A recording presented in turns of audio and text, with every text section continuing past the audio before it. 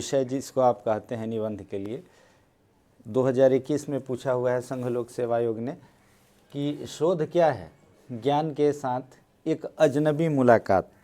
ये बहुत ही मज़ेदार टॉपिक है।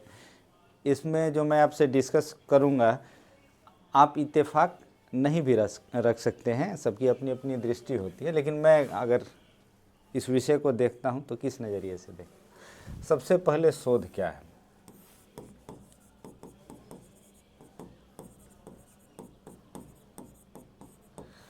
ज्ञान के साथ एक अजनबी मुलाकात।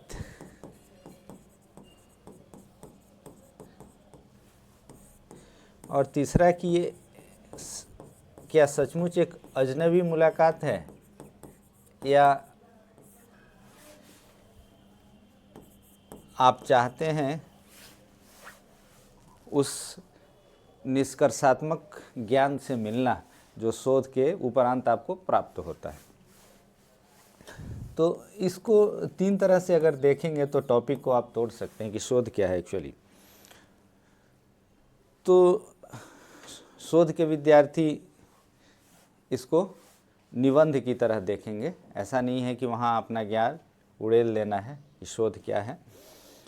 एक सामान्य व्यक्ति की तरह शोध वह एक प्रक्रिया है जिसके द्वारा आप किसी अनुमानित ज्ञान तक पहुँचने का प्रयास करते हैं। शोध क्या है? एक प्रक्रिया है जिसके द्वारा साधक या शोधार्थी एक अनुमानित सत्य तक पहुंचने की कोशिश करता है।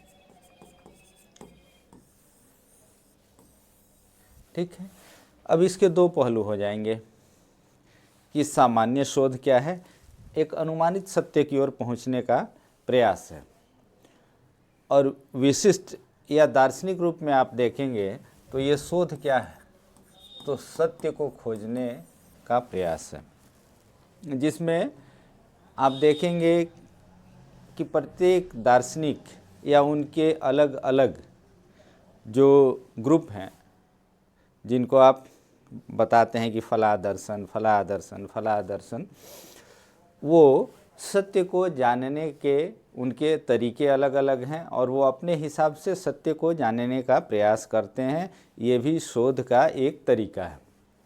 दूसरा है कि जो सामान्य जो विषय परक शोध है, इसमें आप क्या करते हैं कि एक हाइपोथेसिस होती है, आपके पास एक पहले से संकल्पना होती है जिसको आप शोध के दौरान जांचते हैं कि क्या ये सत्य है या असत्य है। ठीक है, विश्वविद्यालयों के लिए ये सत्य ही है, लेकिन ये हो भी सकता है और नहीं भी हो सकता है। तो यानी कि ये कह सकते हैं कि शोध एक प्रक्रिया है। निष्कर्षतः आप कह सकते हैं कि शोध एक प्रक्रिया है जिसके द्वारा सत्य या ज्ञान तक आप पहुंचने की कोशिश करते हैं। ठीक है, अब ज्ञान क्या है? एक सामान्य नागरिक की तरह देखें, एक सामान्य बुद्धि के व्यक्ति की तरह देखेंगे आप, तो ज्ञान वो सूचना को जब आप रिसीव कर लेते हैं, आपका दिमाग रिसीव करके रिजर्व कर लेता है, तो वो इन्फॉर्मेशन नॉलेज बन जाता है, ज्ञान बन जाता है। और जब उसका आप उचित प्रयोग करते हैं तो वो विवेक के साथ करते हैं। तो ये है कि अब अगर फिलॉसफिकल रूप में देखें तो ज्ञान क्या सापेक्ष होता है और निरपेक्ष होता है, ये विवाद है कि क्या जो भी ज्ञान साधक ने या शोधक ने प्राप्त किया वह निरपेक्ष है, एब्सोल्यूट है, हाँ भी और ना भी। दोनों इसका उत्तर आएगा। ये हमेशा रखना है कि ज्ञान कभी भी पूर्ण नहीं होता। ठीक है, ज्ञान पूर्णता की या शोध क्या है, ज्ञान के पूर्णता की तलाश है, जो हमेशा, जैसे एक एग्जाम्पल देखिए ना अभी, जब आइंस्टीन ने E=mc² को समझाया था तब वो अपने आप में पूर्ण था। अब आज आप मान रहे हैं कि वो अपूर्ण है, कहीं ना कहीं उसमें कमी है। तो उस समय के लिए वो ज्ञान क्या था? पूर्ण ज्ञान था। ठीक है, पूरी दुनिया उसको मान रही थी और मान रही थी कि ये यूनिवर्सल है, ये यूनिवर्सल ट्रूथ है। लेकिन फिर आपको पता चलता है कि नहीं, इसमें कहीं ना कहीं कोई कमी है, यानी कि वो क्या है? अपूर्ण है। और जो कमी आपने पता की या आपने दावा किया कि नहीं ऐसा नहीं ऐसा, क्या वह भी पूर्ण है? ये भी एक सवाल है। तो ज्ञान क्या है? एक साधक द्वारा एक समय और परिस्थिति में उस विषय पे प्राप्त ऐसा ज्ञान जो सर्वस्वीकृत हो जाए। फिर अब एक शब्द आया कि क्या, जब ज्ञान तभी पूर्ण माना जाए जब वो सबके द्वारा स्वीकृत हो, या वैयक्तिक जो ज्ञान की प्राप्ति होती है वह भी पूर्ण है। तो फिर इसके कई पक्ष आएंगे। तीसरा है कि अजनबी मुलाकात है। शोध क्या है? ज्ञान के साथ अजनबी मुलाकात। अभी हमने दो बातें की शोध के संदर्भ में। एक, जो विश्वविद्यालयों में शोध होता है तो वो मुलाकात अजनबी नहीं होती। वहाँ शोधक को या शोधार्थी को या साधक को ये पता है कि इस ज्ञान से मुलाकात होने वाली है ना। तो ये अलग विषय है। दर्शन में क्या है कि ज्ञान के साथ अजनबी ही मुलाकात होती है। अगर वो जो शोधार्थी है या साधक है ज्ञान तक पहुंचता है तो उसको पता नहीं है कि हाँ ये कितने दिनों में, कब, कहाँ, किस परिस्थिति में प्राप्त होगा। तो वहाँ ये मुलाकात क्या है? अजनबी है। ठीक है, तो ये भी दो पक्ष हैं। अब इस तरह से आप इस टॉपिक को खोलना शुरू करेंगे तब अब इन चीज़ों पे आप देखिए कि इन शोध क्या है।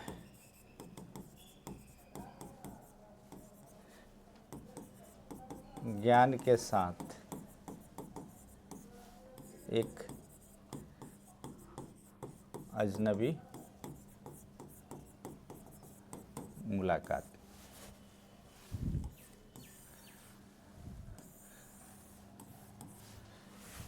है ना।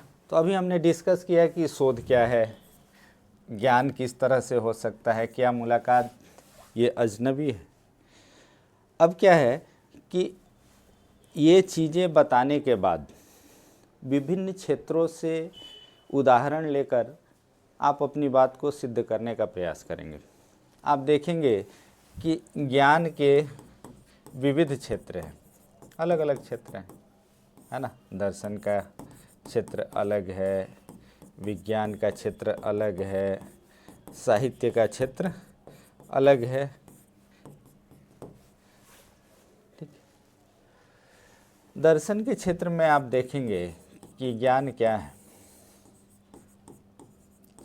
सत्य उस तत्व की तलाश है जो इस सृष्टि को समझने में या उसके कारण रूप में है।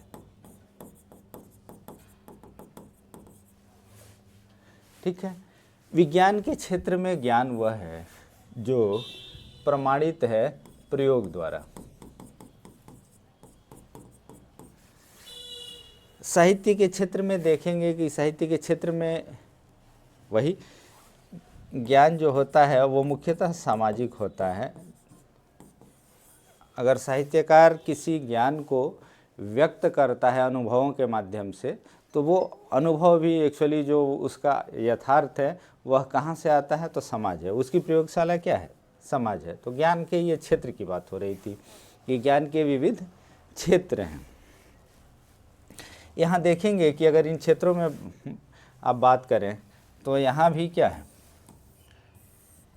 तो दार्शनिक के लिए ज्ञान का प्राप्त होना एक अजनबी मुलाकात की तरह, जैसा मैंने कहा कि उसको पता नहीं है कि कब, कहाँ और कैसे उससे सत्य का ज्ञान प्राप्त होगा। विज्ञान के क्षेत्र में दोनों चीज़ें, एक कि प्रयोग द्वारा देखेंगे आप कि कभी कभी क्या होता है कि आप प्रयोग कर रहे हैं किसी अन्य क्षेत्र के लिए और कोई अन्य तथ्य आपको प्राप्त हो जाता है। तो यह ज्ञान दो तरह से प्राप्त हो सकता है। एक, जिस क्षेत्र में या जो ज्ञान आप प्राप्त करने का कोशिश कर रहे हैं, ठीक, वो। और दूसरा ये हो सकता है कि अचानक से कोई ज्ञान प्राप्त हो जाए। जैसे आप जानते हैं कि एक्सरे का आविष्कार, ये कीनू जो मार्केट में मिलता है, ये अन्य ढेर सारे एग्जाम्पल हैं विज्ञान के क्षेत्र में जो अचानक से हुए, रैंडमली हुए, जिसके लिए आपने प्रयास नहीं किया, अन्य प्रयास के दौरान वो ज्ञान आपको प्राप्त हुआ। तीसरा है सामाजिक क्षेत्र में। एक होता है कि आप बहुत भावुक व्यक्ति हैं, आप जा रहे हैं, समाज पे आपकी निगाह पैनी है, गहरी है, आप सामाजिक यथार्थ को जानने समझने की कोशिश कर रहे हैं, उस दौरान आपको ज्ञान प्राप्त हुआ कोई सत्य, कोई रियलिटी जिसने आपको रचना के लिए प्रभावित किया, प्रवृत्त किया। दूसरा ये हो सकता है कि कोई घटना अचानक से आपको इतनी प्रभावित कर दे कि आप रचना के लिए प्रवृत्त हो जाएं। आप जैसे एक एग्जाम्पल दे सकते हैं, कहा जाता है कि जयशंकर प्रसाद निराला एक कवि हैं छायावाद के, तो उनकी पुत्री सरोज की मृत्यु के उपरांत उन्होंने एक लंबी कविता लिखी, सरोज स्मृति, जो हिंदी साहित्य में अद्वितीय कविता है। तो वो पुत्री की मृत्यु के उपरांत लिखी गई कविता है। ये घटना अचानक से घटी, कोई निर्धारित घटना नहीं थी। तो यहाँ भी मान सकते हैं। इस तरह से आप देखेंगे, एक निष्कर्ष निकालेंगे तो कि शोध क्या है, ज्ञान के साथ एक अजनबी मुलाकात, ये कथन कैसा है? तो दोनों तरह का है। ये शोध एक अजनबी मुलाकात है भी और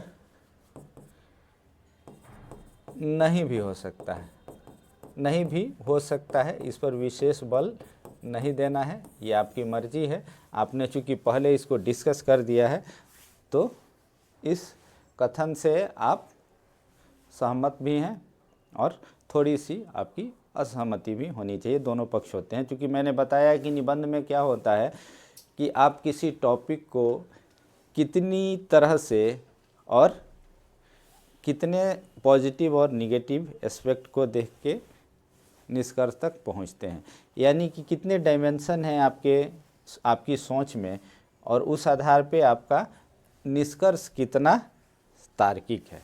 बस यही निबंध है। इसमें कहीं भी कोई अमूर्त टॉपिक के लिए परेशान होने की ज़रूरत नहीं है। जैसे ही आप टॉपिक को तोड़ेंगे, धीरे धीरे वो अपना अर्थ खोलता जाएगा। बल्कि ये बहुत ही मज़ेदार प्रक्रिया होती है और अजनबी प्रक्रिया भी कह सकते हैं इसको। Thank you.